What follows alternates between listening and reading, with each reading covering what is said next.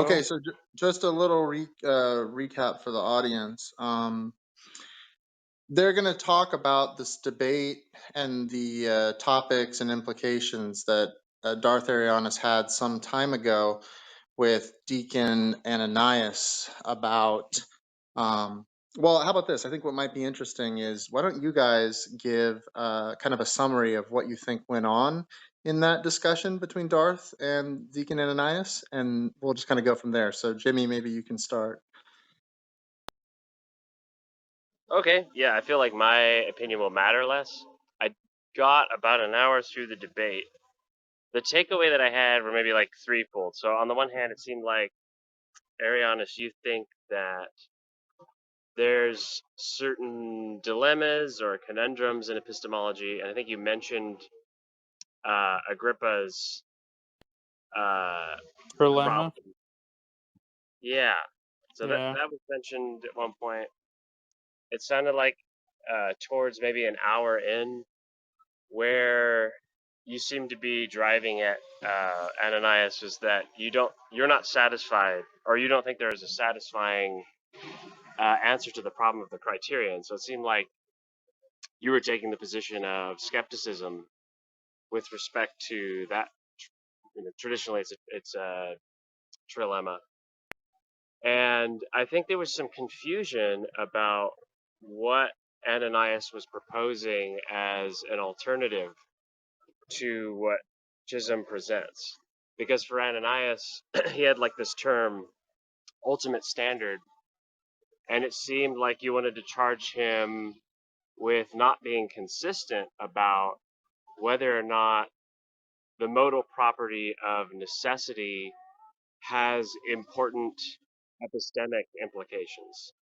But on the other hand, I don't think that he was really drawing on the mere modal necessity of his ultimate standard. I think he wanted to have a much more rich concept than that. Right. So a couple of things there. Number one, I do agree that um, the debate was posed in such a way where I was questioning him on sort of, you just said it, you said the word conundrum. These conundrums in epistemology, the problem of the criterion, Agrippa's dilemma, and I was trying to figure out like what exactly would make it so that the Christian worldview could provide some sort of like solution to these problems. Number one, I think after an hour in, I'm asking him about what would be the truth conditions for saying that God is the necessary precondition for logic, and he appeared to be like foundering about a little there because to just say that God would be the truth conditions for the very statement that God is the necessary precondition of intelligibility, right, isn't actually giving what I would call a grounding or some sort of explanation as to how he is the necessary precondition for intelligibility. You can't just repeat the thing that has to be explained as an explanation for the precondition of intelligibility, right? That's what he was doing. He was just confusing, um, let's just call it the datum, right? What has to be explained with the explanans, right? Presumably the things that would explain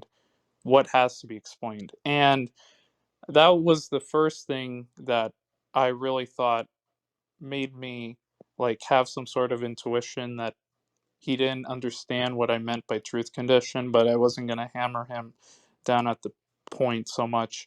And then the other part was just this talk about like analyticity and whether or not we can get past all these issues with synonymy and some circularity of meaning, and how exactly theism accounts for those issues much better than atheism would, or like any atheistic worldview would. But I think you summed it up well for the most part. Yeah, I would say that's a good summary. Cool. So, I mean, I'm down to talk about any of those things. There's no formal agreement for me on what the topic of discussion is. but I think that like maybe so if I had to propose something that's going to be as insightful as possible, I think the real trouble here might be that there's some misunderstandings about what God is doing in Ananias's metaphysics, and I can't. I'm not Eastern Orthodox, so I can't pretend to be a representative of his view, but I can say some things about Christendom over the years, and I can say some things. I can maybe give something of a metaphysical story that shows, oh, okay, so look, there's this God character, and he has this nature, and that's on the one hand why it's not appropriate to think that something like the mere necessity of a truth or the mere necessity of a fact is what's explaining our warrant to believe it, or our warrant to think that it's epistemically necessary or something like that. And on the other hand, I think it would just go to show that, like, look, this is a story that's not open to atheism. So it leaves us scratching our head, like, what does the atheist have to offer that, if we're going to use one of these conundrums as a foil, that gets around the conundrum? Well, I mean, the issue with you said several things there. Number one, you said warrant for epistemic necessity. I think, and Ananias made it very clear that he was appealing to epistemic necessity because he starts off with God as he starts off with God as like the justification criteria for all of our justification criteria. That's how he puts it. So the fact that, I know God exists, right? He wants to argue that I know God exists. That's just to say that given all the facts I know, God, it's true that God exists. So then I pressed him on several points. I was trying to investigate what exactly would constitute the modal property of necessity when saying that God is necessary. Like obviously you're well aware of what it means to say that God has certain properties which are coextensive with properties about his intellect or properties about the good. I didn't get a satisfactory answer from that. Like what exactly would constitute those modal properties? Maybe you can help me tell me what properties are coextensive there. Other issues I think that Ananias could have, I mean, he elucidated quite well, but I thought he could have done better, was to like explain how all the atheist alternatives, without running some version of like presuppositionalism, which I'm sure you're fond of, what exactly would make it so that his view provides some sort of theoretical virtue that the atheist worldview doesn't have? Because it seems to me, and you can correct me if I'm wrong, for any intentional property that you want to predicate upon this God and say that these intentional properties serve as the necessary precondition for intelligibility, I can equally as well replace all of that with talk of dispositions and just say, look, it's nomologically necessary that um, somehow the necessary natural objects, right, in reality, let's just say the initial conditions of natural reality, happens to have the causal disposition out of nomological necessity to imbue me with the knowledge necessary for my ultimate starting points. And it seems to me like when we compare the two worldviews, yours versus mine, really, it seems to me like there's just going to be some sort of just so story that we're going to both fall into. It's just that yours is just going to suffer from ontological profligacy at a massive scale, and mine, given the principle of parsimony, is just going to turn out better on almost every theoretical front. And second of all, if we go by the principle of parsimony anyway, I don't know how sympathetic you are. We could talk about other principles if you want. It seems to me it's more likely, given all my background information, that some view that I ultimately don't even agree with, but can take up for this discussion, like naturalism, is more likely to be true than theism. Now, you might contest and say, well, look, probabilities isn't like the best way to like approach the issue of theism. And in some respect, you're right. There are some holes to probability which I think don't apply to like my full critique of theism anyway. But it's certainly one advantage that I see in the view. And a second advantage I see in the view is that for any modal property that I posit to some natural thing, right? When I say that X natural property happens to be nomologically necessary, and that property imbues me with knowledge in some dispositionalist account, it seems to me like you want to run some sort of like evolutionary argument against naturalism, and you want to say that if naturalism in conjunction with evolution is true, then most of my beliefs select for survival rather than truth. Um, and that's just because underlying things, the underlying things under naturalism that would falter my knowledge would just be that it comes from a fallible source, right?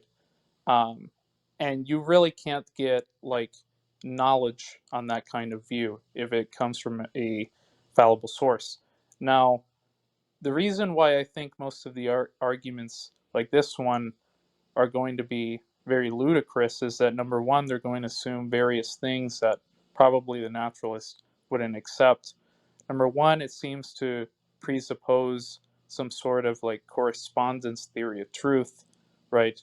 That there's a world out there which presumably is going to be represented in such a way that's going to be independent of my epistemic notions, right? Or what I would call my beliefs. And second of all, it also seems like this view makes the presumption that if something comes from a fallible source, it must be, for the most part, unreliable. I don't see any direct entailment which would persuade me into believing that, but nevertheless, you might go with that argument, I guess.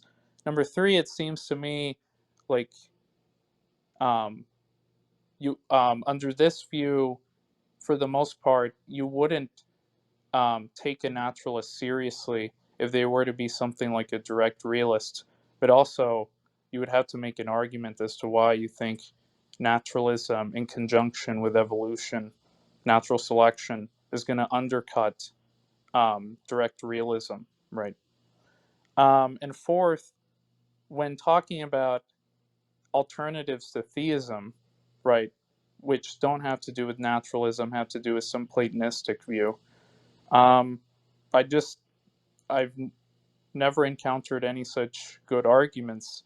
In fact, one argument which I think Ananias could have brought up against Platonism as a possible alternative to theism, he could have just brought up some sort of like coincidence objection that if these objects are causally inert, then, in what sense do we know that they exist if they don't interact with our epistemic notions?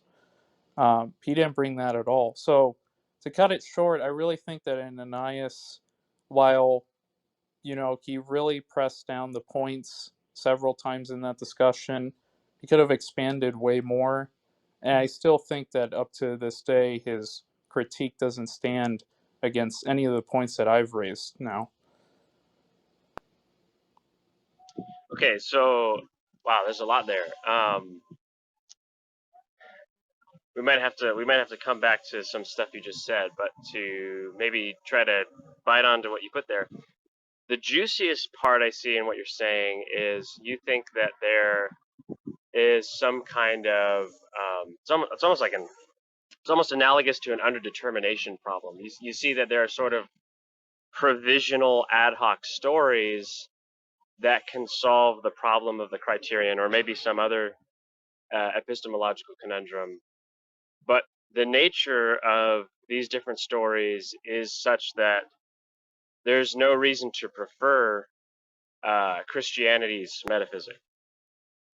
And the part I'm in the dark about is the um, the supposition that's made there that there can be known provisional stories, or that we can know, for example, that like you could possibly be a direct realist about naturalism, or that you could be a Platonist or anything like this, if you don't already possess that actual story in virtue which the conundrum is solved and knowledge for you obtains. It seems like this just kind of gets ahead of ourselves and supposes that we've solved the problem in order to then postulate what things then could solve the problem. But it seems like you would already need the specific answer that does the job.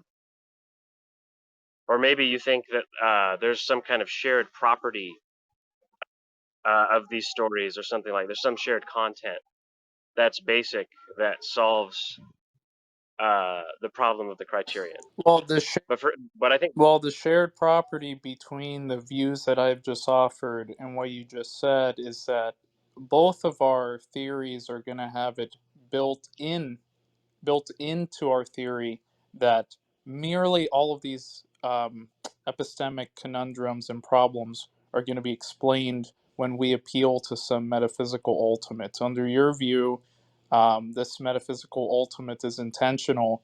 Under my view, this metaphysical ultimate is dispositional. Now, a good question to ask you is what sort of um, epistemic property, right, are you going to appeal to in order to say that, under your view, there's some advantage when it comes to how I come to be warranted in my beliefs versus the view that I just offered, which was just purely dispositional? Like, what about a non dispositionalist account makes it much more easy and less superfluous for an agent to gain knowledge than under my view? I guess someone would have to defend a very controversial theory of mine to say that something like the kind of natural phenomena we have first person experience of is the same category of objects that could be metaphysically ultimate. It doesn't need to be a mind or something like another person that we know. It seems to me you've got to make a very strong case about what we, even though we don't expect the same things out of coffee cups, we don't expect the same things out of stars exploding, we don't expect the same things out of diseases and neurosis and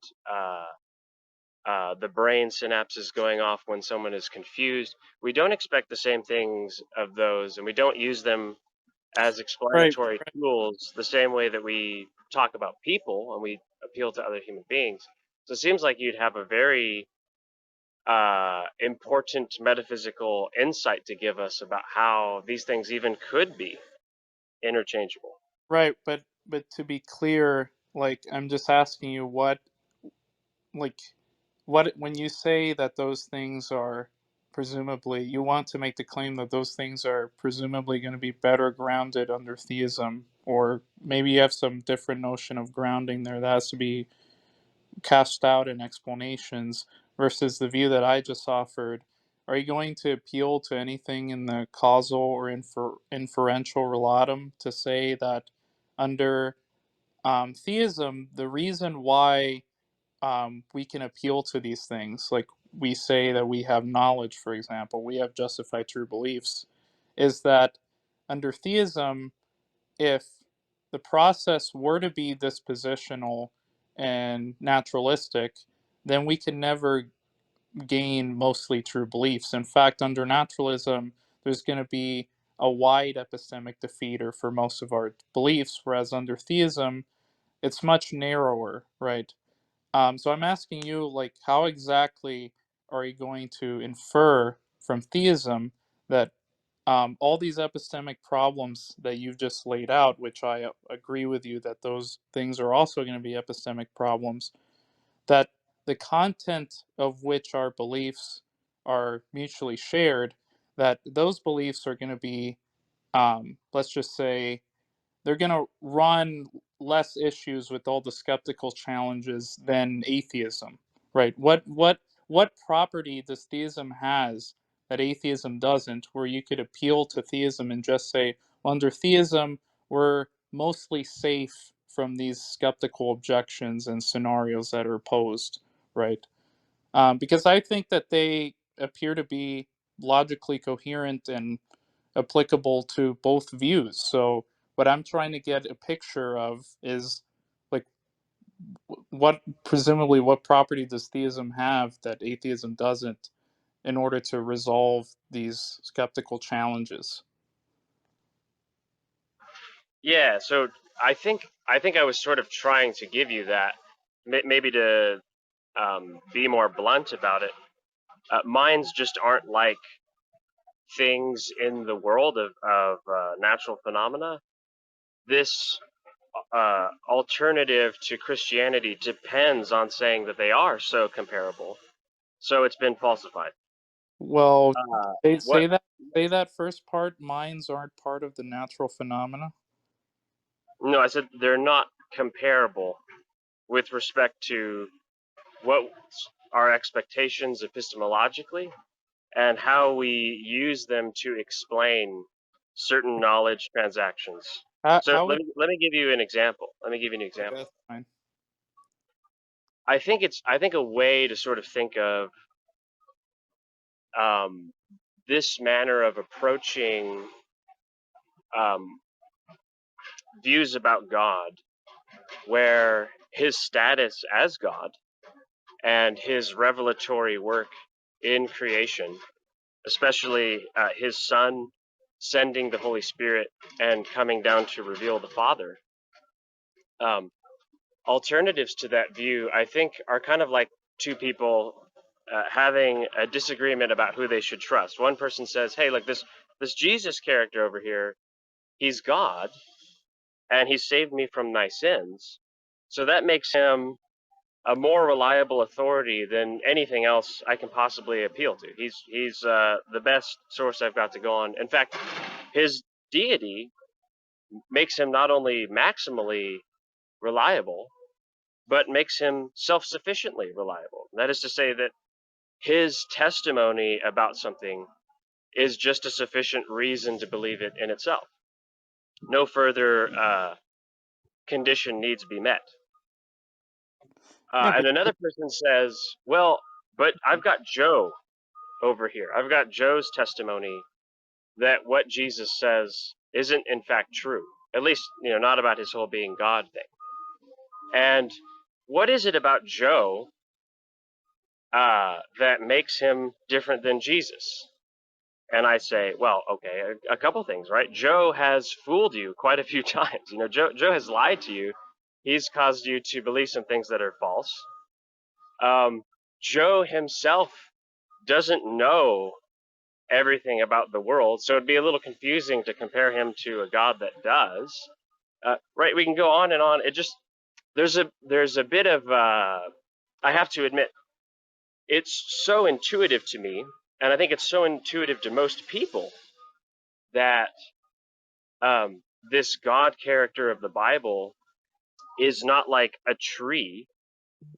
It's a little different to say this tree somehow explains my ability to know things and to be a cognitive entity, an agent running around in the world, than it is to say this God character who's a person like I am, who talks like I do, who came down in human flesh. Right?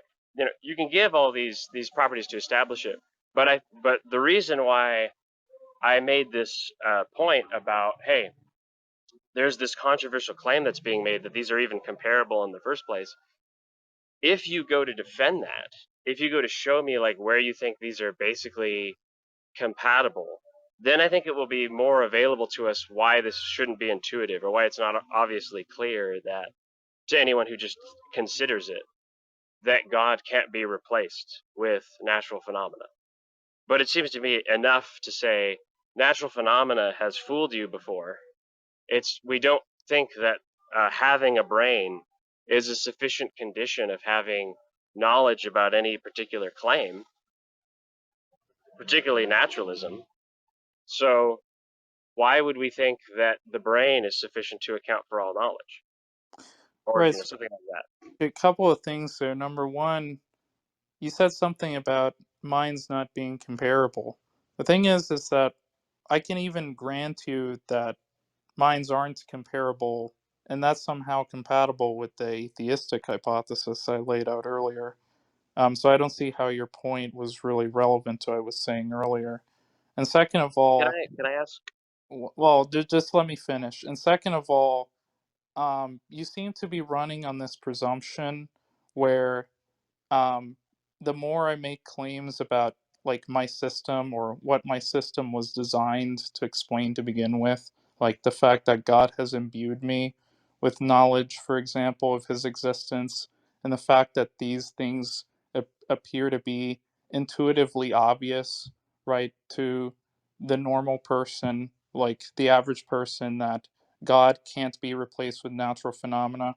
I mean, how isn't you gave some sort of reason, right? You said that the average person can just ask, well, why would anyone believe that the brain is some sort of sufficient condition for coming to grasp at these things? Well, I mean, I don't see how the same, because this isn't answering what I asked you earlier. When I asked you earlier, what property um, what property does theism have, the theistic hypothesis has, that the atheistic one doesn't have at explaining or accounting for why we have knowledge to begin with? You just gave me, like, you just gave me what the claims that your thesis presumably is designed to make, which I'm not interested in, right? It just it appears that you're not giving me any source of like independent corroboration. Now, from my view, from my perspective, everything that you just said about God being the metaphysically ultimate, or God being the ultimate referent, or whatever you said, I could just, I just don't see why I couldn't just replace that sort of talk with talk about natural dispositions, right? I find it intuitively obvious that when I look around in nature, I mean, I come to the conclusion that God cannot replace natural phenomena, right? So presumably, this is why I'm asking you now, what would be the symmetry breaker in what I just said and what you just said, right, earlier? So yeah, I don't know what the first point was because I don't know what's attached to the pronoun. When you said that I didn't answer the question earlier, could you maybe rephrase that? Expand on what you're referring to? The reason why we would have less good reason to believe in naturalism was because minds, or let's just say atheism more broadly. The reason why we have less reason to believe in that is your first point was that minds aren't comparable. That's what you said. And I'm like, well, even if I were to like grant you that, that's still consistent with the atheistic hypothesis and denying Christianity, denying your view, right? So, I mean, I don't see how I see. denying the compare. Okay, that was the first part. The Yeah. second part So, The well, second real quick, part I you wanna respond to those no, no, one by no. one. Just let me finish. The second part was you just um I mean, in other terms, just explaining how you would encounter these things to be more intuitive than naturalism, by appealing to God's necessity and appealing to the fact that there's this maximally great agent, right, that imbued you with knowledge. And I asked you the question, well, why would we have any reason to believe that it's intuitively obvious under your view, or in most people's conception, that God is irreplaceable? Not even natural phenomena can replace God. And me pointing to some metaphysical ultimate referent, right? Like the initial conditions of natural reality, and appealing to the causal dispositions of those initial conditions, and then me saying, well, it's intuitively obvious to me that no one can replace the initial conditions of natural reality. And then I asked you, well, what's the symmetry breaker between what I just said there and what you just said earlier, right? So I think there's a lot of confusion about what I'm actually saying, but really quick. So I think your first point is just kind of to unintentionally shift the goalpost. Where we were at in the Why? conversation was I Why? raised the challenge as to how someone could see that God is possibly replaceable. What justifies the claim that God is replaceable, full stop? And what was brought to the table was naturalism. So the goal of naturalism in the conversation, the role that it was playing, was not to give an example of a supposition that atheism is already possible. Rather, it was to exemplify justification for the belief that atheism is possible. So now by giving objections to naturalism, I'm giving objections to that article in the conversation, which is aimed at justifying atheism. So if these objections succeed, then they succeed in showing that atheism is not possible. Remember, the whole disagreement between Christians and Christians is whether unbelief is even a rational alternative whatsoever. Which means, for the sake of this conversation, I'm not granting that it's possible for the naturalist to come up with these alternatives. It's on his shoulders to demonstrate that that's a reasonable alternative. Now, I Well, think you misunderstood my appeal, my response to naturalism in the first place, why God is different. I don't think I even used the word necessity, so I'm a little confused as to as to why you would think that I was appealing to his necessity. I'm a little confused about that. But what I actually said was that, look, um, people and how they reason about the world already work off of the distinction between persons and natural phenomena. We do not confuse rocks with people, and when someone does, we consider that a psychological problem. You are welcome to defend an alternative thesis. You could just say, you could be an eliminativist and say, people just are complex clocks. That's fine if you want to go that route. I think that's rather, I take it that that's rather unpopular, and I don't think you want the burden of defending such a ludicrous thesis. But you are welcome to do so. But in the meantime, people already work under the distinction between agents. In fact, you yourself just used that word to individuate God, to distinguish God, in my hypothesis, in my worldview rather, from natural phenomena. He said there's this agent, this ultimate agent. Right, exactly. And that's a distinction we already have in common with our worldviews. What the naturalist wishes to say is that there are these non-agents. There are these non-persons. In fact, reality at bottom is impersonal. Well, that's very easy to knock over. All I have to do is point out that, hey, as a matter of a track record, all of the impersonal objects in the universe are not disposed whatsoever to giving you knowledge. Okay, there's nothing that you can point to which has explanatory power over your cognition. That is a made up fairy tale. That is the equivalent of druids going into the Outlands, putting some rocks together and saying, this is the ultimate reality. You are welcome to defend the claim that they are comparable. But I'm just saying, hey, so far I think the objection is sufficient to say when people give us reports of what's true, we can judge whether they're more or less reliable. We have a track record that we can go off of, and we can look at the human race and say, hey, these are people that we can understand. I don't know what it would even mean to say, this tree is revealing to me knowledge, or something like that. Like you described yourself having the intuition, and I'm not sure whether you wanted that to be treated as an intuition or as an argument, because you mentioned that it was an inference. No, But well, you described now it just you, seems so you you misunderstood completely. described hold on, You hold on. You misunderstood. described well, let me finish.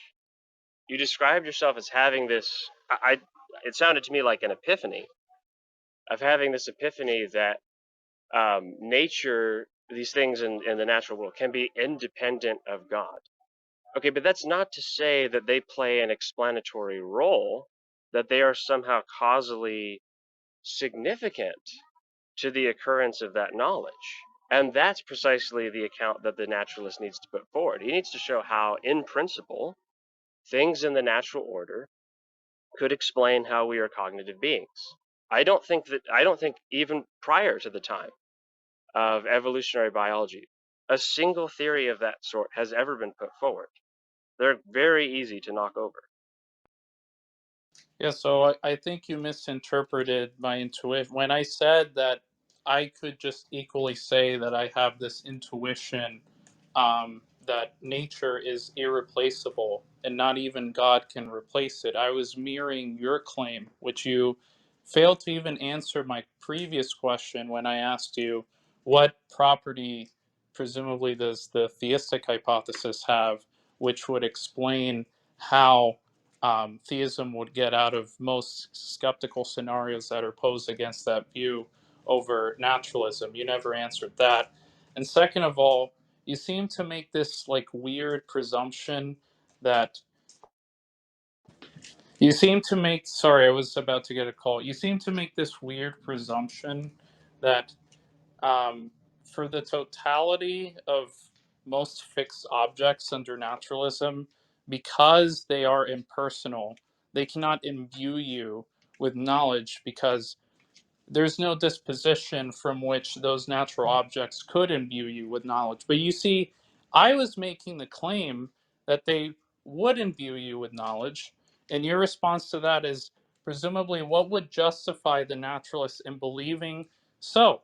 And I just gave you the example earlier. The justification would be is that I'm just going to explain it given my hypothesis, and in my hypothesis, presumably, I'm just going to give the same just so story that you've given by appealing to, instead of this talk about God's intentions and whatever he wants to intend for his agents to know, he imbues them with that knowledge. I can just replace that with dispositional talk.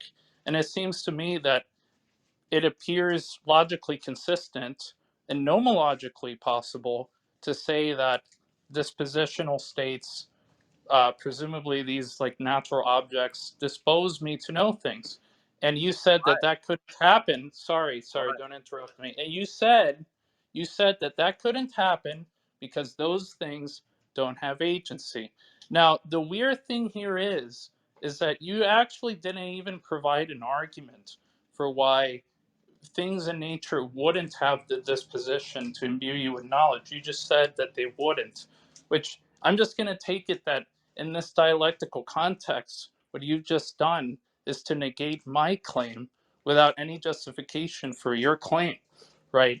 So that's already strike one off the bat. And strike two, there's this like weird presumption. I don't know where you get this from, where if something is naturalistic, right, it's not going to be the case that you wouldn't ever find agency or other like talk about an agent's intentions emerge out of naturalistic states. Like that's odd, right? Like why would we have any reason to believe in what you're saying without you just like being incredulous about what the naturalist has to say about these things?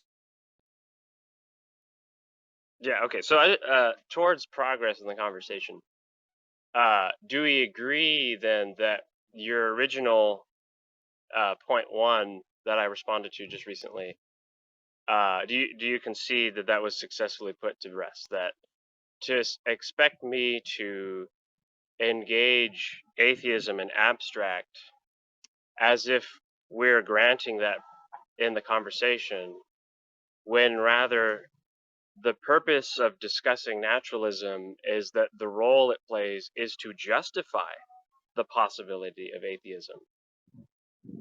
So no, you didn't, because I asked you exactly how would you examine, right, atheism simplicator in such a way where my atheistic view is just going to vastly undercut the content of my knowledge in comparison to yours. Now, when you gave your just so story and you thought that just repeating what the thesis is designed to explain, right, as some sort of justification for why you have a reliable belief forming process, when I mirrored that, right, and I took that into some naturalistic view, this naturalistic view which has to do with natural objects disposing you of knowledge, and then you come in and say, well, I just don't see how you would be disposed to have knowledge under that view, because I just take it that natural objects wouldn't have that disposition,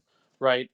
I'm doing the same exact thing as you did, right? The whole point is that you don't have any justification independent of your just so stories. In fact, you never provided any piece of independent corroboration which would sway me to believe that under theism, most agents are just going to have mostly true beliefs. That was never explained.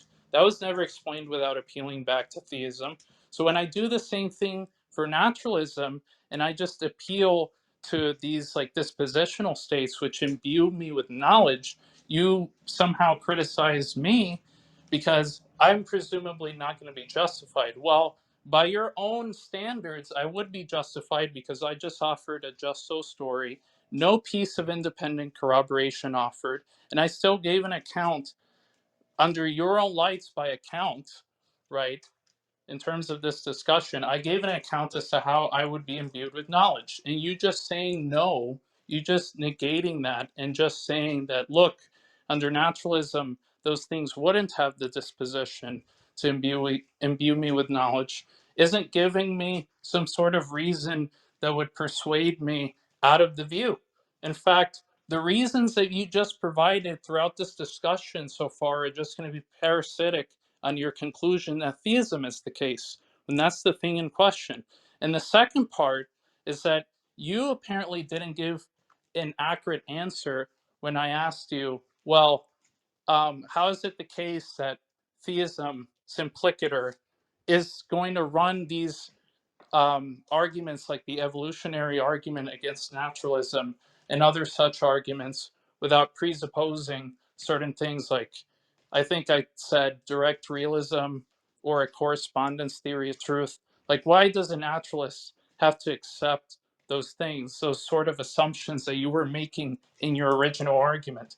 And you didn't give an answer to that either, right? So I don't see what progress we're making in this discussion so far. I think most of that is a projection of your confusion about what I've said, but toward progress, right? Let's stick with one point at a time, right? So earlier in the conversation, you said that I hadn't answered some questions, and I think that was for you to confuse the role that atheism is playing in this discussion. So I just want to get it straight, and I don't think it's worthy of further blustering about what you think I've done in errors regarding the other points. Right now, I just want to get this point underway. Do you concede that the role in this discussion that atheism is playing, or excuse me, that naturalism is playing, is to justify the claim that atheism is possible? If you disagree, then we need to hammer that out, because it seems like you want to say that these are all provisional accounts that would answer the problem of the criterion. But I'm not willing to grant their possibility until you've presented an actual, not a provisional, but the account you are genuinely operating on in order to have an answer to the problem of the criterion, in order to then understand and reason about what kinds of properties these other views could even share with your own, and say that they are provisional answers, right? It seems like we're getting way ahead of ourselves about what the problem of the criterion even is. It seems like you're not respecting how big an issue it really is when you just take for granted that these other views are possible instead of establishing that they are. So again, I just, so let me just ask you this question, right? Um, if I told you that my reason for believing that um, your hypothesis is replaceable and that atheism appears to give a solid account as to how I would be justified. Let me just ask you these sets of questions, right? Number one, when you say that you're justified you're justified in your beliefs, right?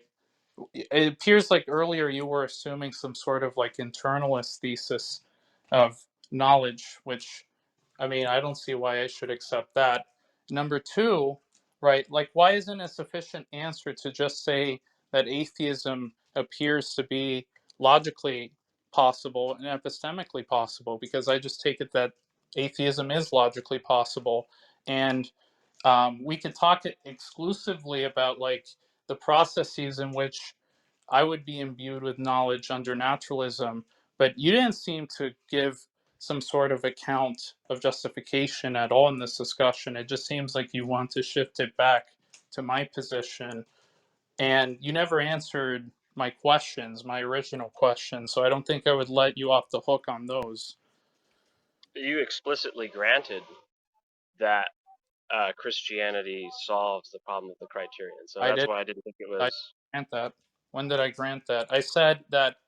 I said that whatever you could appeal to in your worldview in order to quote unquote justify how you have knowledge, justification, which examining your speech acts, how you've like behaved in this discussion, seems to assume that you could just blabber on about the hypothesis without giving any piece of independent corroboration as to how you would be justified over believing anything. I said that I could just take that, mirror it under naturalism, and you didn't give any sort of defeater as to what I said without just negating every single one of my claims, right? When I said that I was disposed to have knowledge, all you did was, well, I mean, I just don't see the reason why anyone should believe that natural objects have the disposition to imbue you with knowledge, because those natural objects don't have the disposition to imbue you with knowledge, right? So I'm just going to examine that speech act in this discussion as you just engaging in some question begging response, which I don't accept. And obviously, your form of fallacious reasoning isn't going to count in favor of you having any justified true beliefs over your view, right? So, like, why are you coming at me with the problem of the criterion, which I don't even think that you can get off the ground with the problem of the criterion, because I asked you specifically earlier, what property does theism have, right? Which would make it so that most of the skeptical scenarios would dissipate under theism and not under atheism. And you didn't give a response to that, right? Like, this is the fourth time of me repeating this. Yeah, so three things really quick. First, yeah, I've already explained that I don't think it's worthwhile uh, going through the weeds of your confusion about my answer until we've gotten an agreement about what that answer is supposed to be doing, namely showing that the example of naturalism that you've claimed is possible is impossible or something But like that. let me just ask you Now, this. no, Let me just no, ask you hold this. on, You just go hold on. back to your earlier Number, claim. so Let me my just second point, let me go my down second point, to the original claim. my second point, my second point is that let's see if I can remember being interrupted. Uh, yeah. So my second point is that look, at the very beginning of this conversation, I thought it was insightful, and it's turning out to be, to ask you the question, or to lay out as a foil, that is, to give you an autobiographical report, what position I thought you were taking in order for you to clarify where you stand with respect to the problem of the criterion. And I said, it seems like Arianus is in the position of the skeptic. Is right now, Right. the reason I brought that up was because what stance you take on the problem of the criterion has all matter of gravitas for our discussion about how you justify things, how you give an explanatory story of something, what something like an account or a worldview or a hypothesis or any of those things are, right? That's going to have fundamental entailments on that discussion, and that's why I was asking. I took it to be, and you can just say, hey, this wasn't obvious to me, and that's fine. But I just took it to be granted that I take a Christian position. You said that I was fond of presuppositionalism. I don't like the term, but yeah, like I take a Van Tillian view of philosophical matters. Last thing, really quick. Look, it's not worth pursuing the question about the difference between mind and matter, the difference between the explanatory and epistemic reasoning that we privilege minds with over against natural phenomena, if you don't even think that naturalism is playing the crucial role of justifying the possibility of atheism. If you're working under the mistaken and question begging assumption that atheism is possible, and all you have to do is provide an example, then we have a more meta concern, which is, look, you haven't established that atheism is possible in the first place. And the only way to do so, it seems to me, you're welcome to disagree and provide some alternative account. But the only way I can explain how one would go about showing the possibility of atheism is by showing the necessary and sufficient conditions of knowledge that they do not include something like Christian revelation, or that they do not include theism, or some such, right? But that's just going to mean giving a concrete account. It will not be sufficient to treat these various Platonisms and non-Christian theisms and other alternatives to Christianity as provisional alternatives if it hasn't been shown in the first place that you can have a provisional alternative. I am happy to move to critiquing the one you've presented, but not if we're just going to have this continued circular confusion that we have to come back to, where you lose track of the fact that you need to establish it was possible in the first place. Yeah, so this, again, so two things there. Number one, right, you haven't provided any sort of logical defeater for why atheism could be the case, right? I mean, if we're just, I mean, you weren't also clear with your language when you said that the possibility of atheism. So let me just clarify with you right now. So when you say possibility of atheism, are you just talking about a more broad logical modality, like logical possibility? Or are you talking about metaphysical possibility, whatever that means, doxastic possibility, epistemic possibility? Like what modality is the thing in question? That's the first question. Number two, why would we have any reason to think that just a narrow version of theism, right, is going to be a solution to the problem of the criterion? I pretty much gave you my position earlier that I was going to be a skeptic on the issue. How exactly? It's perfectly consistent, right, that theism is true and the problem of the criterion hasn't been resolved, right? If we even assume that under your view you have solved anything, because all you gave was just more claims about justification that your view is designed to explain, in the same way that when I offered my view earlier of naturalism, right, my naturalistic view was designed to explain, and I didn't have to make any sort of presumptions that would require independent corroboration like you did, right? That's the first one. The second part is, um, you seem to, when you ask a lot about like what my reliable, what my belief process would be and how I would attain justification, just seems like earlier you were assuming some internalist view that you didn't give an argument for.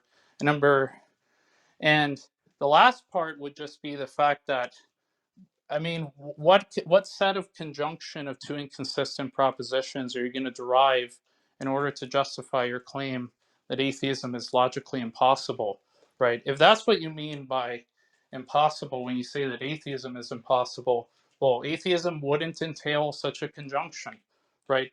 Like, How would it be entailed from the fact that God doesn't exist, that that conjunction wouldn't stand, right? And another point of confusion here. Sorry, I'm outside.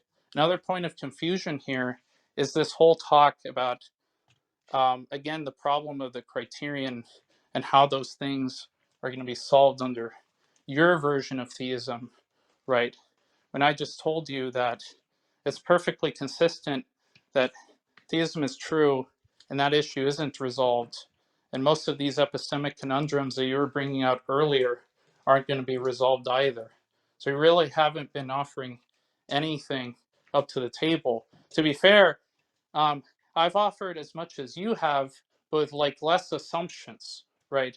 I didn't have to assume internalism. I didn't have to assume that naturalism is going to provide some like defeater for like the problem of the criterion. That's just ridiculous.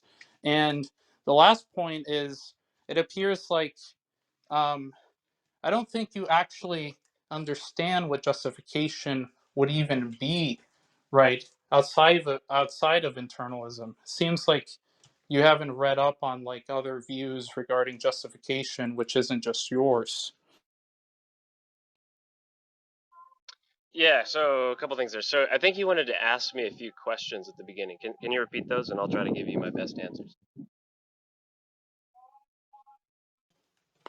Yeah, go ahead.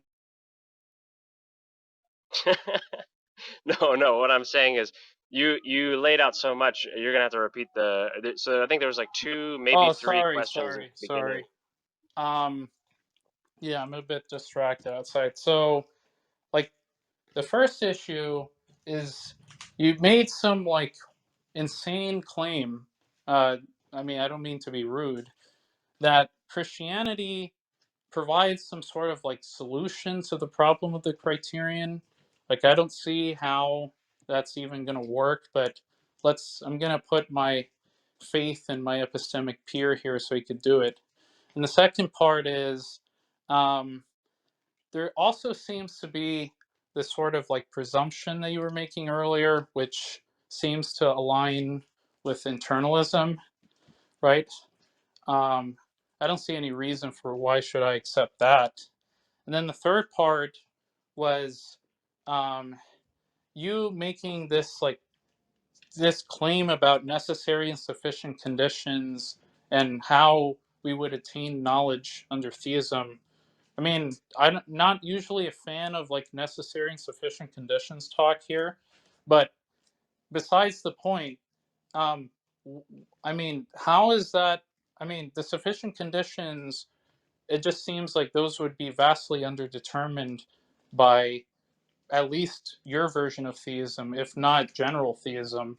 I don't see how you could give a sufficient account for that without making more assumptions that you've added in. Like when I asked you earlier, what would be the sort of property that you're going to appeal to that the theistic theory has in order to undermine um, most skeptical scenarios? um, you just gave me a bunch of claims that your thesis is designed to get out of, right? And I could do the same thing for my view. And you didn't give an answer to that other than just having this like incredulous stare at how exactly I would be able to gain a reliable belief forming process under naturalism given my dispositionalist account. Um, Real those are quick, like the main real problems. quick here, guys. We've been going for about an hour, and I think this first hour, you guys have had kind of pretty long volleys back and forth. So maybe as we continue into a second hour here, let's try to keep the volleys short. You know, maybe under a minute as we go back and forth, just in hopes of progressing here. Yeah, I think the last point there, Arianus, was more of an argument than a question, but like, or maybe you could consider it a challenge at best. But like, toward what Truthy just said, I want to answer your questions, bro, but I can't remember them if there's a lot of complicated issues you're bringing up in each one. So let's try to take these one by one. So I'm gonna lay down my hands, right? I'm Look, gonna like I repeat it for you very quickly. So let's go just ahead. down on, like, if you have a notepad or type it up somewhere, if you're on your computer, number one, right, it would just be your claim that atheism is logically impossible, right? Or that atheism is logically inconsistent. Well, if that were true, then somehow theism would be some theorem of logic. But since theism isn't a theorem of logic, therefore atheism cannot be logically impossible. In fact, atheism is logically possible. Second of all, um, I wanted to investigate this claim that you made about Christianity being some sort of like solution. Christianity being some sort of solution to the problem of the criterion. Yeah, Right. that was your first question. That was more of like a question.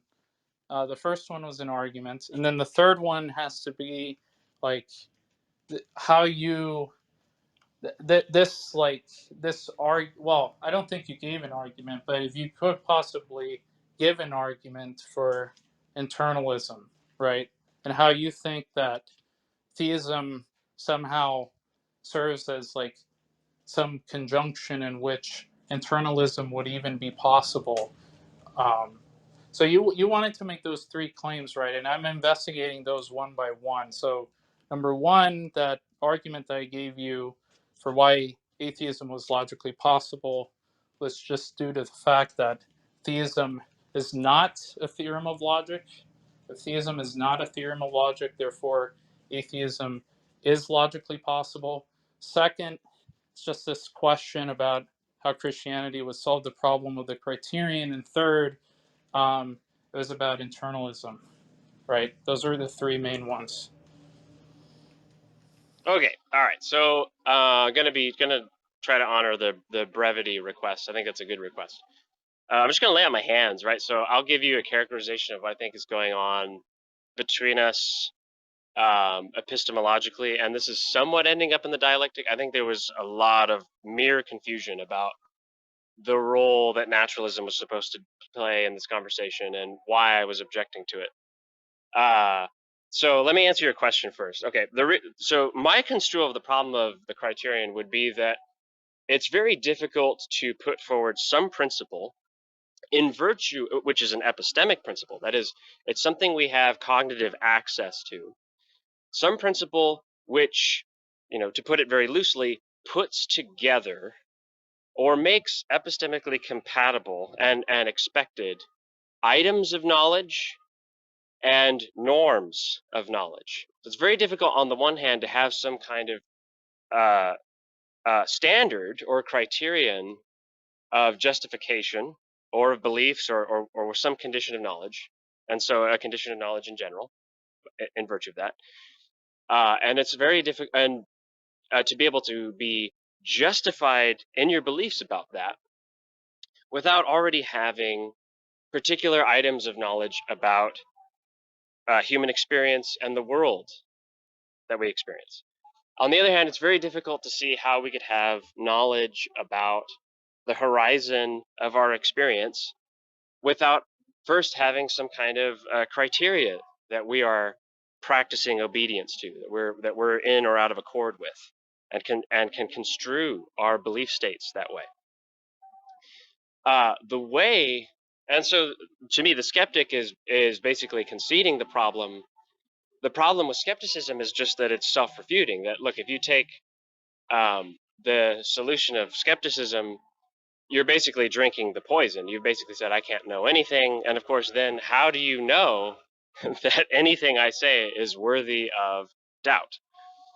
So I think that's going to be the problem with your stance as a whole. As to how Christianity answers the problem, it's because the personhood of God, this character who is the Father sending the Son into the world to reveal the Father and send the Spirit regenerating sinners so that they can have an experience of God this way. Now, this is not this. I can get into more, right? There's a lot more going on in that story, but just to give you some of the richness of that story, that outlook on God, that person, is the main item of knowledge. And because God discloses himself this way, one has both an item of knowledge, that is the particular of chism, and one has the method of knowledge, that is aware in that act, in that transaction, of the means of the transaction at the same time. They are coterminous. One and the same act provides me the criterion and the particular. That is not a kind of answer that is suitable to a lot. I'm just putting this here for reasons why one might rule out naturalism or something else, right? The reason one will suspect naturalism of not doing a good job right away is because it doesn't have persons. It doesn't have agents. It doesn't have someone who's talking to you. It doesn't have someone who's sending their son. It doesn't have someone who can have human relationships in the first place. Agents, knowers, minds, they have all these various different properties. The claim of the naturalist is that, hey, pay no heed to the man behind the curtain. These properties really don't matter. We can just explain this with dispositions. Okay, that's philosophically fair game, but you need to show why on naturalism we would have reasons to suspect that this dispositional account actually works. And when I challenged that, no answer was given, because quite frankly and historically, no answer is available. It's quite obvious that trees and rocks and other things are just different than agents merely by experiencing them. A child knows this. So in summary, right, I think the problem is going to be your challenges to me are not consistent with your own epistemological stance, which demonstrates that your epistemological stance is parasitic on the resolution to the problem of the criterion, which happens to be Christian theism. Well, a couple of things there. Number one, this is another ridiculous claim that skepticism is self-refuting. The skeptic, I mean, if you're just talking about global skepticism, I think most serious global skeptics wouldn't say that they know that they have no knowledge, or they know that you have no knowledge. They could just merely claim that that's just a belief that they have. It's not something which they're justified in believing. So they're not patting themselves on the back epistemically when they say that there is no knowledge, right? They don't claim to know that. And that's fine. If they don't claim to know that there is no knowledge, it's not self refuting. So I don't know where you got that from. And second of all, you you also made this claim about um, how my experience and how that experience that I have is going to inform me as to how I could discern and distinguish between things that are agents and things that are non-agents, namely natural objects and things that have intentionality. Well, the problem with this view is somehow assuming that under naturalism, we would expect that there would be little to no intentionality at all. In fact, if we're just going by some purely dispositional account, it's going to be the case that under my view, I couldn't explain or account for how I have knowledge if there's no intentionality to begin with. Which, if you're making that sort of um, if you're making that sort of move in this dialectical context, it just seems like the set of reasons that you've given are actually parasitic on what you think, for some fabricated reason, is the resolution to the problem of the criterion, which is your view that somehow an intentional, maximally great agent, right, with omni properties is somehow going to imbue me with knowledge, that somehow that is some better reliable belief forming process than the view that I just offered. I mean, Jimmy, I don't mean to be rude, but in most cases, when I appeal to my experience and I observe the natural world, I mean, I don't know why you have to make this sort of like bold assertion that under naturalism, those things like intentionality, the way I account for how I come to form my beliefs in a reliable and justified way, if they're if those things are purely dispositional, they somehow um, conflict with agency. And why should I look? Why can't the naturalist just say, for example, that those sort of agential properties that they're referring to emerge out of those natural properties? Like, what is the issue there? There's just so many holes that I could pick through this and just say, well, the naturalists wouldn't grant that at all, because under their thesis, if they take some emergentist view, in fact, you would find agency under a dispositionalist account, right? And lastly, you didn't really offer some sort of answer that, I mean, I guess you offered an answer, but your answer was tantamount as to what I was saying earlier. When what I'm looking for is like, what piece of independent corroboration do you have in order to explain how we have knowledge over the view that I just offered earlier, which was naturalism?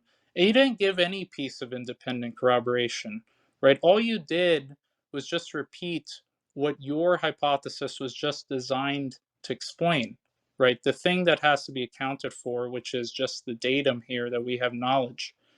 You wanted to appeal to stuff which the theistic view is, we would expect, would explain anyway. And I mean, I gave the same just so story, but for naturalism. Replace all this talk about intentions with dispositions, and you didn't seem to offer any sort of argument against that, at least not a question begging one.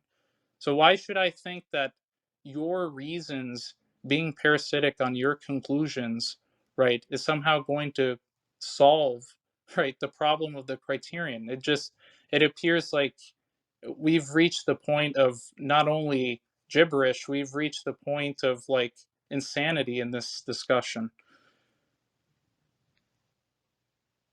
Yeah, a lot there. So again, if we could like maybe break this down into smaller scoops. So um, see, so I one thing is, so I'll say two things to try to keep it short. One is, I think this conversation mostly consists in me unraveling confusions about what a reformed Christian epistemology, what a revelational epistemology is doing. So one expectation that I think is malformed and in fact fallacious is to expect me to provide independent corroboration. What would it mean for someone to satisfy some criterion of justification independent of that criterion of justification, without which you can have no justification, right? That's just nonsense. The whole conversation is about the necessary and sufficient conditions. So if Christian revelation is necessary for knowledge, that is, if knowing God according to how he's revealed himself in various ways according to the Bible is a necessary condition of knowing anything at all, and so that you can only know other things in virtue of knowing that, then it's just the case that it's silly to offer independent corroboration. To offer independent corroboration is just to offer non-noetic, quote unquote, corroboration. It would just be to offer insanity, right? So it again, I think the weight, the onus that the atheists have is not being grasped. The onus is, I need to show that one can have knowledge apart from the Christian theistic point of view about knowledge, in order to then say that I know I'm an unbeliever. Because, of course, the Christian claim is, hey, everybody knows God.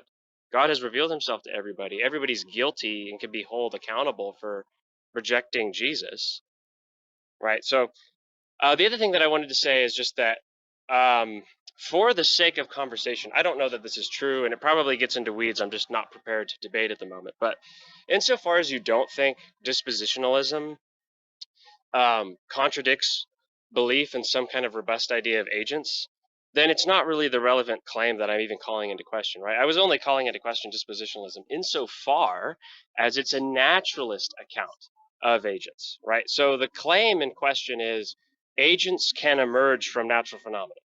Okay, demonstrate that that's possible. Give me an example, or give me some story about how the properties of natural phenomena bridge the gap to a mental one.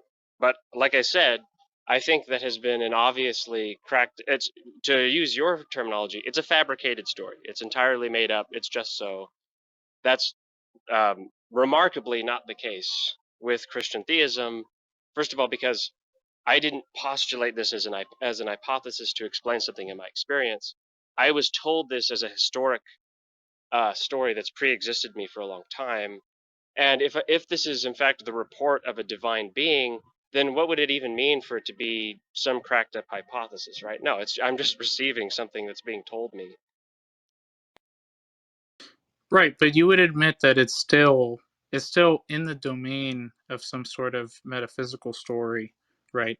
And I asked you specifically, how is it going to be the case that you would even attain knowledge, right? You don't have to ask me any questions. I think that in the earlier part of the discussion, right, even if I granted you what you just said right now, that it would be nonsense to ask you for independent corroboration, I didn't offer any sort of independent corroboration at all, right? I pinpointed down how the initial conditions of natural reality had the causal disposition to imbue me with justified true beliefs, and that imbuing there is going to be cashed out in terms of nomological necessity, right? And then you asked me the question of like, how is it the case that I would have some sort of epistemic privilege, right, to these things if those things are going to be sourced from things that are non-intentional, right? And then I asked you, well, why would I have any reasons to believe that if something is some non-intentional source, it still couldn't imbue me with knowledge, right? Just asking me questions isn't going to be like some sort of advantage that presumably theism is going to resolve. And number two, um, so you pose these objections to atheism. Well, let me just examine your view, right? If I make the claim that I have a justified true belief over X, right? It is presumably, does that entail the truth of Christianity, right? Does the fact that I have a justified true belief, is that going to be logically entailed with Christian theism being the case? Because I mean, I don't see how that would be the case. Um, and you also made this other claim that I'm trying to remember. You also made this claim about, well, the necessary and sufficient conditions for attaining knowledge is one of close. If we're going to examine closely as to how the atheist can account for how they have the necessary and sufficient conditions met for attaining knowledge. Well, again, like, I don't know why you're invoking talk of necessary and sufficient conditions. I laid out the process in which my view is going to explain how natural properties are going to coincide with my mental apparatus, right? And in the causal relatum, it just happens to be the case that those natural properties imbue me with knowledge. How is this any different from you just making the claim from your fabricated view that some maximally great agent imbued me with knowledge? And you know this because of revelational epistemology. You know this because you want to make inferences about how the causal relatum works. And I'm just saying that I could do the same thing. What is the difference between you saying that, me posing the same view fabricated, right? But with talk about dispositions. Like, you never offered a symmetry breaker once in this discussion. And number two, all you did, I asked you specifically, how is it the case that the problem of the criterion, how that's going to entail that Christianity must be true because Christianity is the resolution for it. It didn't seem to give like an adequate answer. So at this point, I just seem like, I mean, either, I mean, there's some sort of like epistemic impoverishment on your part to understand exactly what my theory of knowledge is, or I mean, you can't do a worldview analysis between my view and yours, right?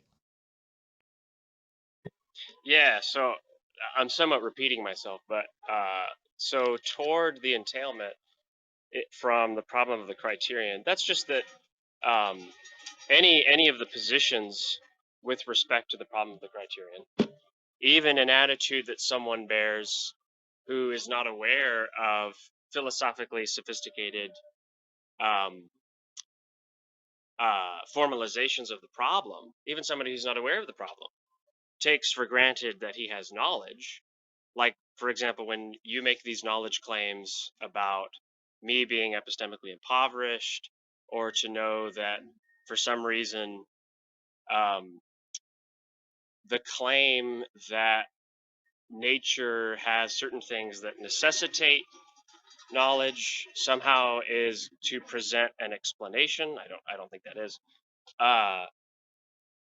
Right. So yeah, I mean, there is no alternative but to have knowledge, lest one be self-refuting. And so, given that the alternatives fail, right, the naturalist position that you're presenting, I just take to be a kind of particularism. You're just expecting that claims about the necessity of abstract, unspecified entities in the universe we have no idea about magically privileges us to knowledge that they in fact explain the knowledge we have. Yeah, I don't think that provides us with a criterion for one thing, and for another, I don't think that's even an explanation at all. It doesn't privilege one over saying the exact opposite. Now, with respect to your theory of epistemology, my problem is, look, if you do take the skeptical route with the problem of the criterion, then you're just going to be parasitic on whatever does resolve that problem in order to know things like knowing things about my view. But since my view, the Christian worldview, is the only one that resolves that problem, it's the only one we have available that explains our knowledge claims, that just means that your claims are parasitic on my view. I can grant you your claim about parasitism, right? But if I make the claim that whatever set of reasons that you've provided in this dialectical context are just going to be parasitic on the naturalist slash dispositionalist account, what is going to be the symmetry breaker between your your accusation of parasitism on the naturalist and my accusation of parasitism on you, the theist? The difference that I've provided is that on theism, on Christianity, we have a reason to believe that God explains those things. But on naturalism, there is no reason for me to expect that I have knowledge because of some natural phenomenon.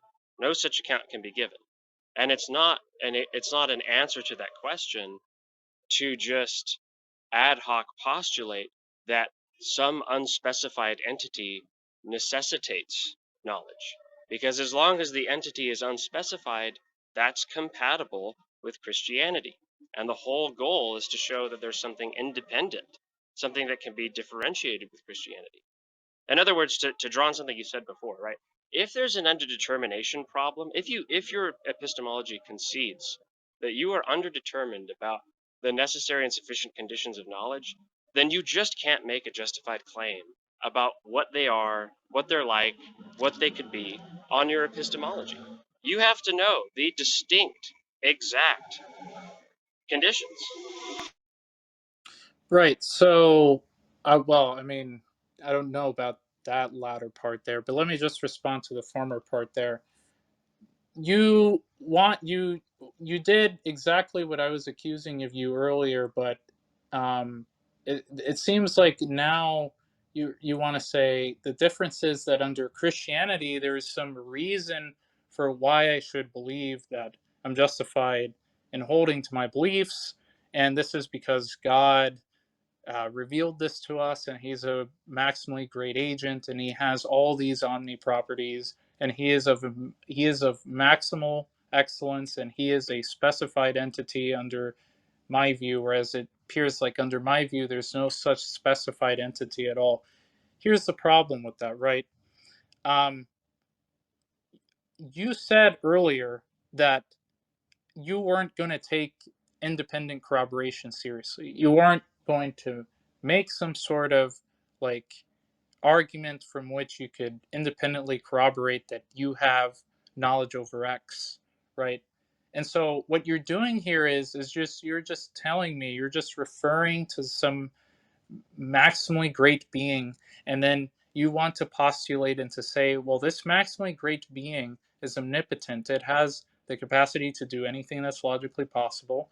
It's logically possible for that entity to reveal it to me that I have justified true beliefs. Therefore, an omnipotent being like that can imbue me with justified true beliefs, right?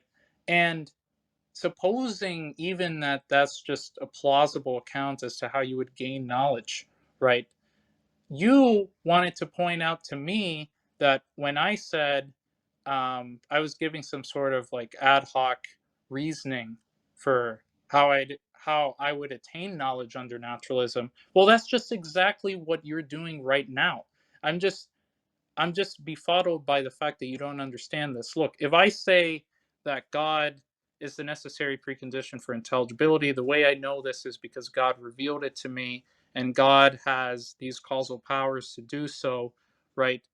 And I, as a naturalist, just say that the initial conditions of natural reality, so it's not an entity per se, but we're just referring to some initial event, right, nomologically speaking, right, that imbued me with knowledge. Okay, so we're both repeating the same claims that we've made under our system, right? It's just you can't adequately answer as to how there's going to be a symmetry breaker between your view and mine, right? Your intuition, I think, tells you that under naturalism, you wouldn't expect that we have a reliable belief forming process because those things are sourced from fallible, non intentional entities or events, right? Well, I mean, even presuming, even if I can grant you that, right? It's not like because theism happens to postulate some intentional entity that's going to make the epistemic problems go away suddenly, at least without presenting some sort of like ad hoc reasoning, right, that you were accusing me of, right, which you also fall victim to. So I mean, I've been very charitable to you. I've granted a lot that I wouldn't have granted other interlocutors, but I just don't see that you understand my fundamental point. This is why I wasn't being rude to you when I said that you were being epistemically impoverished as to how exactly you would know about my view without just, I mean, making some sort of accusation which equally applies back to you. And you have failed to provide such symmetry breaker throughout this discussion.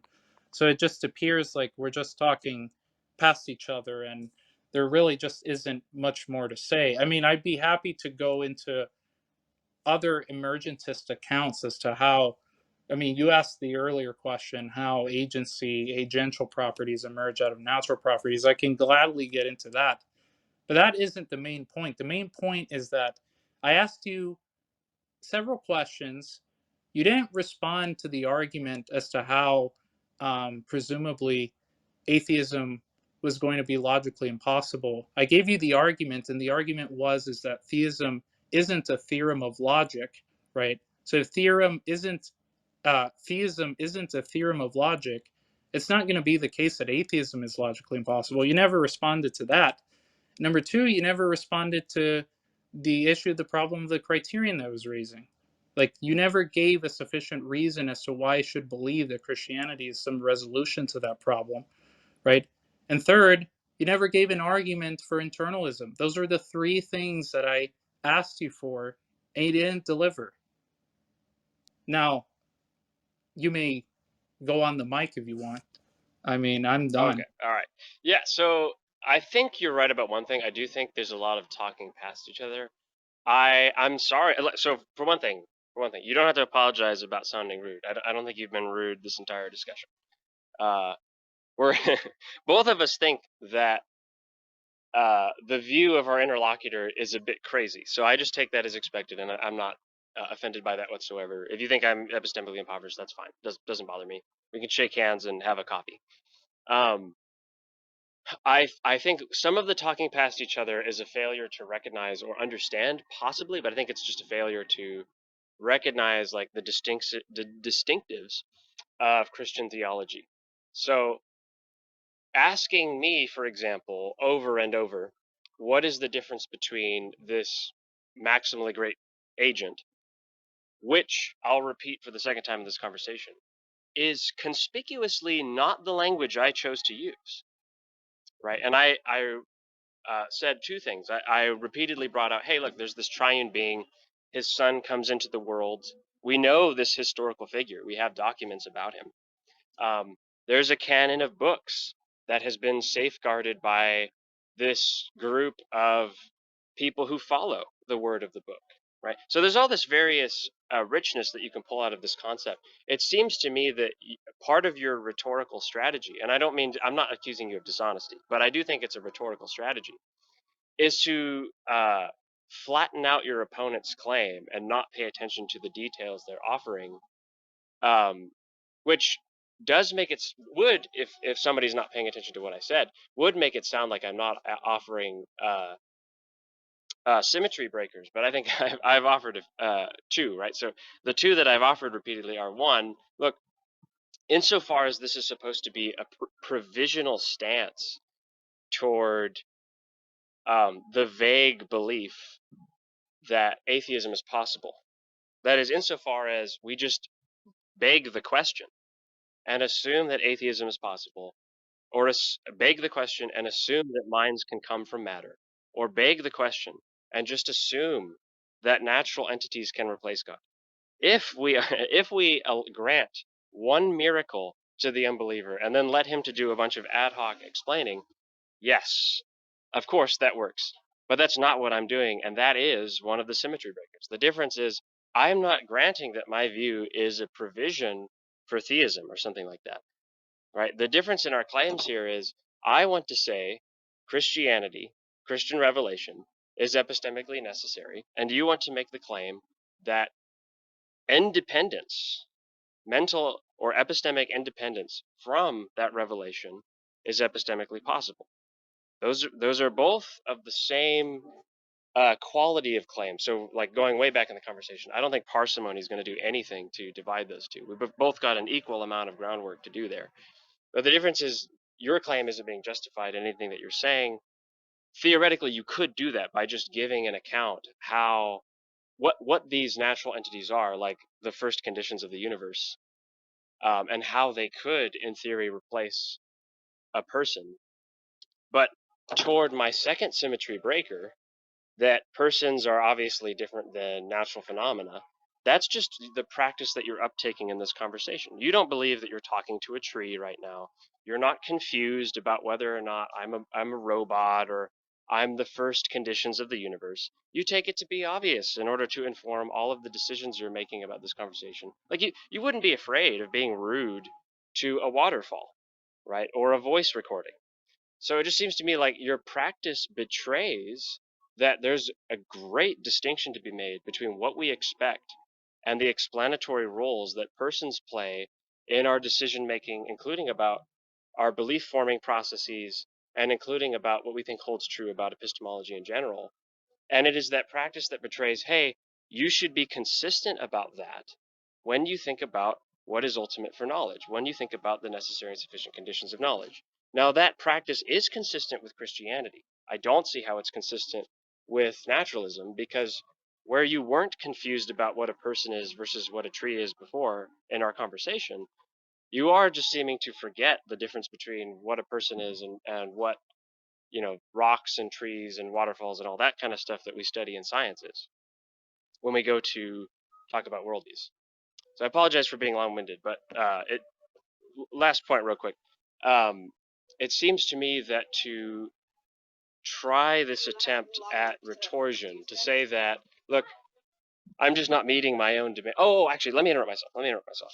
Because I have limited time here and I want to be fair. So I think you've accused me of being an internalist, and it kind of depends on how you conceive of internalism. I would think of my views more of a hybrid position on the internalist externalist disagreement. But I'm completely unaware as to my claims of what you're referring to as an internalist claim. But I don't think it's going to be relevant, because I think it's rather I think it's for anybody who considers it, it's obvious that if you want to make the claim that you can know things even though you do not know that Christian theism is true, and so you aren't a recipient of Christian revelation, you need just you need warrant for that claim, and that claim is a meta claim about epistemology. So while internalist demands might not be fair of knowing that your coffee cup is this, that, or the other, they certainly become a problem for any kind of atheistic externalist view where he wants to make the meta claim about his own epistemology that it's rational. Now he's got to do the hard work of defending that against Christians who are skeptical. Okay, guys. So we're at about an hour 40 here. How much time do each of you have left? Well, I told you 5 minutes. I don't Okay. know. What about you, Jimmy? How much time do you have left? So I got a little bit more time than that, but I'm with Arianus in terms of time. If Okay. we Well, want to like continue this later, I can do that too, or I don't know where you guys want to go from here, but I'm do you open have to time? anything. Do you have time later, Darth? Can you set it around like 8 p.m. Eastern time just for like a discussion? Does that work for you, I Jimmy? Isn't 7 p.m. Central Yeah. time? Yeah. Yeah, so Jimmy I think he is in Central time, so he Yeah. could, I mean, does that work for him? I'm sorry, bro. I can't. I'm married, so like I had this time because my wife is working. But what if what about like a weekend? Are you open on like the weekends? If but here's what I can offer, right? So if you're around like this Saturday, I'm working, so I can be interrupted, and that's kind of gay. But that post that I'm working is usually pretty laid back. So uh, if you're okay, like at least at least you can say, well, Jimmy will never interrupt me because he might be interrupted anyways. But like if you're okay with that, like I could do this Saturday. I could do it Saturday. How does 4 p.m. Eastern work for you? Yeah, I could do Does that. that work? Okay. Okay. Okay. So why don't you guys, in the remaining time you have, why don't you guys just give some, closing remarks and maybe, allude to where the things you'd most like to talk about in the follow-up conversation, and you could start, Darth. What I would like to talk about Yeah, the yeah. conversation. You could sum up now and then allude to what you'd like to. I mean, I think I gave the concluding statement before. Jimothy. I'm reminding of some Discord person on the Troyer server. Gosh damn it. Jimmy here. I think I already gave a closing remark. What I want to talk to him about is like obviously theory of mind, like what he has to say about physicalism. I think there's like a lot of non-physicalist like implications that he was wanting to raise, but he didn't get to that. So yeah, that'd be interesting. Awesome. I'm very down. Yeah, if you want to, my view is maybe like a less uh, dimensionally complex version of like what a neo-Calvinist is gonna say about personhood and mind. So I'm hugely influenced by thinkers like Duyeveerd, Vollenhoven, people like that. So if you're interested, um, yeah. But I think that's a good concern because you're absolutely right. Like I'm it sounds like you think physicalism is uh a-okay, and I'm over here like, bro, that's madness, that's craziness. So that might be a good pursuit. Well, and then Jimmy, is there anything in particular that you would like to focus on in the next conversation that you feel like was a stumbling block here? I can't say I can't because I don't really know what I don't know if so. Arianus, I don't know what your position is. Like, I don't know if you think all, the various naturalist takes on the mind. And so, wait, oh, actually, hold on a second. I do. Aren't you a property dualist?